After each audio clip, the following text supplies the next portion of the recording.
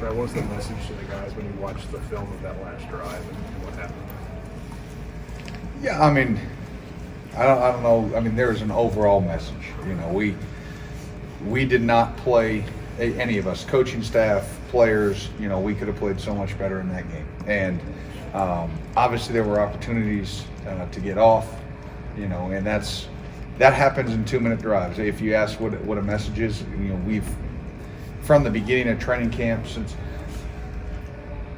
in a 2-minute drive, if you have a dropped interception, if you have a chance to get off the field, a penalty, something that causes you to extend a drive, 9 times out of 10, bad things happen.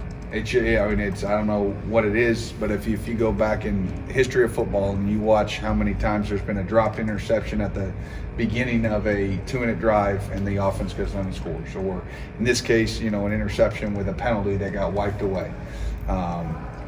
And you know, we've been on the good end of a lot of good finishes, and it's tough to be on the wrong end of it. You know, there are some calls in that drive that I'd like to have back, and I told the guys, and they know that. And there are some plays that they would like to have back, but that's football, and you can't get them back. And so now we've got to learn from it. You know, like Coach said, you've got to learn from the scars, and you got to grow from them. And obviously, we've got a huge test this week. And if we get put in that same situation this week, you know, I'm confident that our guys will. You know, be able to rise up to the challenge. Brett, obviously, Stetson has a lot of really good players around him, but what makes him so effective using those guys? He is playing at an extremely high level right now. I'm quite frankly really surprised that, you know, he hasn't had much, you know, Heisman buzz. Like, he is playing at that kind of level. He does not get the credit that he deserves in terms of his command of the offense, his ability to distribute all over the field, his ability to create with his legs, you know, check coverages, you know, check plays on certain coverages, looks. He knows where to go with the ball. He's been in the offense, you know, as long as he has. So he's in real command back there.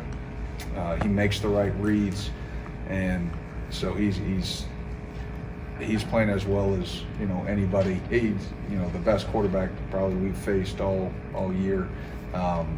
And no disrespect to anybody, but just his command. Obviously, Hooker's playing at an extremely high level, so he's done great there as well. So again, it's no disrespect to anybody, more of a how well he is playing at quarterback right now. Brad, your outside backers have to deal with these guys in particular, but where does that duo of tight ends rank against guys you've faced kind of over the years? Yeah, I mean, this is as good of a tight end group as you're going to find in college football. I mean, their ability to, I think everybody sees their ability to make plays in the passing game, you know, and you see Bauer's ability to do a lot of different things, you know, catch bubble screens, take fly sweeps, do those, but they're also really willing blockers, and they're able to move guys off the ball, and they're really deep, you know, and you know, with Bowers and Washington and Delp and, you know, Gilbert. I mean, the whole group, you know, is, you know, any one of those four could be a starter on any, you know, program in the country. So, yeah, obviously they create mismatches, you know, in terms of their ability to create space with speed, be able to, at the point of attack, you know, create separation with their size, and then go up with their length, you know. So it allows, you know, Stetson to throw it up and away. They'll go get it. They've got great hands, really soft. And so, yeah, obviously a big challenge for us. But they've got weapons all over the place. How hard is Stetson's experience against so many different defenses at his age, playing pretty much seeing everything compared to some of the younger quarterbacks you guys have faced this year? Yeah, I think that, I mean, and, you know, back to my time when I was in Indy, you know, when you face the Rodgers and the Bradys and the Breezes, like that's part of what makes those guys so special is their mind, you know, their ability. They've seen so much, And Stetson's seen everything thrown at him, and he's able to process through it and put the ball in the right spot, give it to the right person, the right playmaker, and that's a real challenge. And we've got to try to do a good job of you say give him something he hasn't seen. He's probably seen most things over the last 3 years. So, but we just have to do it really fundamentally sound and play at a high level, play with great energy. It's not going to be perfect. They're going to make plenty of plays, but we have to just continue to fight, and make plays of our own to give us a chance. How big is the challenge going to be a one-on-one? They play a lot of man. Well, they play a lot of man defense. It's offense. But how big of a challenge is it for you all To match up? Yeah. That's. Hey, listen, you're going to have to. They're going to be down, so guys are going to be put in one-on-one situations. Against some really talented players, receiver-wise, tight end-wise, running back-wise. O-line, D-line. Their O-line's really big and strong and physical, and it wears on you throughout a game. So our D-line's got to continue to play strong and firm and sturdy throughout. It's a huge challenge, but that's why you come to this conference, for those big challenges. And if we want to continue to push the program and elevate the program, these are the kind of teams that when you got the opportunity, they come into your house and in front of our fan base who can get loud and rowdy, and you get a 3:30 CBS game. I mean, these you got to elevate, and all of us do. I think Coach Monken does an unbelievable job from a scheme standpoint. The way he calls his plays, the way he packages his plays, how he can get everybody involved. It's a huge challenge for us as a defensive staff, and two coordinators going after it, going back and forth, and so we all have to rise up. Fred, how would you assess JJ's season as a whole? I mean, obviously he was hurt early, but how was he late coming back? Yeah, I think he's played really well in spurts. I thought, before the injury, he was playing at an extremely high level, and obviously he had to sort of work back into confidence level. I thought he played a good game against Vanderbilt. I think that's the thing about when you lose. You lose perspective on guys that did play well. When you think about a Justin Rogers that made 9, you don't see that from a nose tackle that played really well. I thought JJ played really well, and he's getting the confidence back sort of in that arm. And it's hard to pass rush one-armed. I think people lose fact and lose sort of sight of that. And when you're not necessarily 100%, but I think every week he gets, stronger and stronger and more comfortable with that. But we need our pass rush to continue to elevate. I asked Rich this earlier in the year. When you're coming off a game like Saturday where you're not happy with the performance, how do you react to that? Do you lie in bed awake at night going over those calls, or are you pretty good at shaking it off and moving on to the next opponent?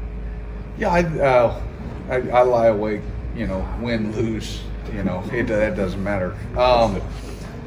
But no, I think you have to shake it off. To say it doesn't sting, then I don't think you're a competitor. I mean, it's got to. Anytime you lose, it has to fuel you. But if you let it get you down, if it changes your mood, if it that affects the players. They see that in you. You've got to continue to stay positive, and I think it shows also in your ability to put the next game plan together.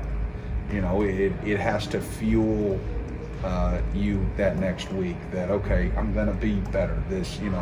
Hey, listen, maybe it's not more calls and maybe less calls and maybe different style calls. Hey, what can I do to put them in better position this week? And as a coach, you can sit there and you can look at all the plays and say, well, if they had done this and they had done this and then this should have been a great call. Well, maybe it's too hard for all those pieces to come together, and so that's really on the call. And so I try to be really critical of myself, and hopefully that helps with the next game plan, that it can make it easier, make the guys play faster, looser, whatever the case may be. And that's the big thing this week. They got to play confident, they got to play fast, they got to play loose, and let it hang out. When you play really tough competition, the last thing you need to do is play tight. Do you sense Yeah, they're they're- embracing the challenge and the fuel that you mentioned? Do you get that? from Yeah, them this I week? mean, I think it's been a really good week of practice. I think they've had really good energy, bounced around. They're focused. But we've said it before. I've been around game weeks where it felt like that was the best week of practice we ever had, and we played poor on Saturday. I've been around weeks where I thought it was the worst week of practice, and they played great. Hey, listen, when you're in a profession and it's 18 to 22-year-old kids, and they got a lot going on in their life, and different things happen. And the goal is it happens in the NFL. There's only been one undefeated team in the NFL. In all the years in the NFL, one team that ran the whole thing. Because it's hard to sustain consistency over and over and over.